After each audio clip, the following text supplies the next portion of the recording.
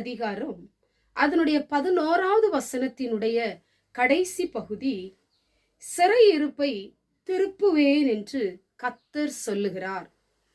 இந்த வார்த்தையை கேட்டுக்கொண்டிருக்கிற எனக்கு அன்பான தேவ பிள்ளைகளே, உங்களுடைய சிறையிருப்பை எல்லாம் ஆண்டவர் திருப்ப போகிறார்.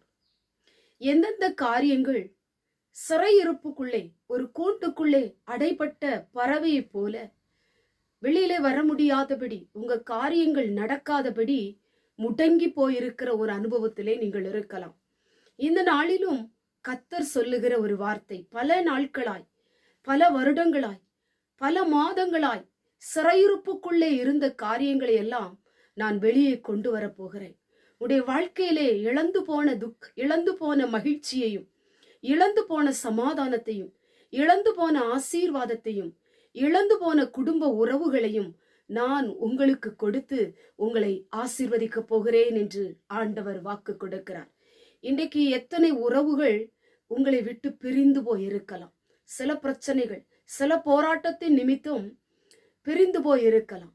உங்க வாழ்க்கையே ஒரு கூண்டுக்குள்ளே அடைபட்டு கிடக்கிற ஒரு பறவையை போல, ஐயோ என்னால வெளியில வர முடியவில்லையே, இந்த காரியத்தை என்னால செய்ய முடியவில்லை, ஏன் எனக்கு இந்த அடிமைத்தனங்கள், ஏன் எனக்கு இந்த நுகங்கள், ஏன் எனக்கு இந்த பாடுகள், ஏன் எனக்கு இந்த உபத்திரவங்கள், இதிலிருந்து நான் என்றைக்கு வெளியிலே வருவேன், இன்றைக்கு எனக்கு ஆசீர்வாதம் கடந்து வராதா என்று சொல்லி ஒவ்வொரு நாளும் நீங்கள் புலம்பிக் கொண்டிருக்கலாம். இந்த நாளிலும் ஆண்டவர் உங்களுடைய புலம்பலின் சத்தத்தை கேட்கிற தேவன், உங்க துக்கத்தை பார்க்கிற தேவன், உங்க வருத்தத்தை பார்க்கிற தெய்வன், உங்களுடைய அடிமைத்தனத்தின் சூழ்நிலைகளை பார்க்கிற தெய்வம், அந்த சிறையிருப்பிலிருந்து உங்களை ஆண்டவர் விடுதலையாக்க போகிறார். நுகம் என்கிற சிறையிருப்பு உங்களை விட்டு மாறப்போகிறது. துக்கம் என்கிற சிறையிருப்பு உங்களை விட்டு மாறப்போகிறது. பயம் என்கிற சிறையிருப்பு உங்களை விட்டு மாறப்போகிறது. இழப்பு என்கிற சிறையிருப்பு உங்களை விட்டு மாறப்போகிறது.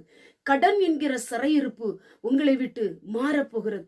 இதெல்லாம் நீங்கள் அடைபட்டு கிடக்கிறீர்களோ, சிறைப்படுத்தப்பட்டு கிடக்கிறீர்களோ, மனுஷனுடைய கண்ணிகளிலே நீங்கள் அகப்பட்டு கொண்டிருக்கலாம், அல்லது ஏதாவது ஒரு பிரச்சனையிலே மாட்டிக்கொண்டு வெளியிலே வர முடியாதபடி சிக்கி திணறி கொண்டிருக்கலாம்.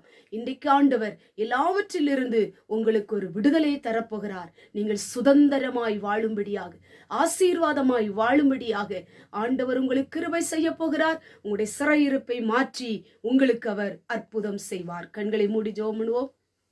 எங்கள் பரிசுத்தமுள்ள நல்ல பிதாவை, கேட்டதான வசனத்தின் மூலமாய் சிறையிருப்பை ஆண்டவரே திருப்புவேன் என்று சொன்ன ஆண்டவர், உடைய பிள்ளைகள் இதிலெல்லாம் சிறைப்பட்டு கிடக்கிறார்கள் என்பதை அறிந்திருக்கிற கர்த்தர், சிறையிருப்பின் நிமித்தம் வடிக்கிற கண்ணீர்கள் அநேகம் உண்டு, சிறையிருப்பின் நிமித்தம் புலம்புகிற காரியங்கள் அநேகம் உண்டு. ஆண்டவரை சிறையிருப்பை நினைத்து நினைத்து துக்கப்படுகிற அநேக காரியங்கள் உண்டு. ஆண்டவரே, இவற்றிலெல்லாம் ஆண்டவர் விடுதலையாக்கி உடைய பிள்ளைகளை ஆசீர்வதியும், அற்புதம் செய்யும். இயேசுவின் மூலம் ஜெபிக்கிறோம் பிதாவே, ஆமென்.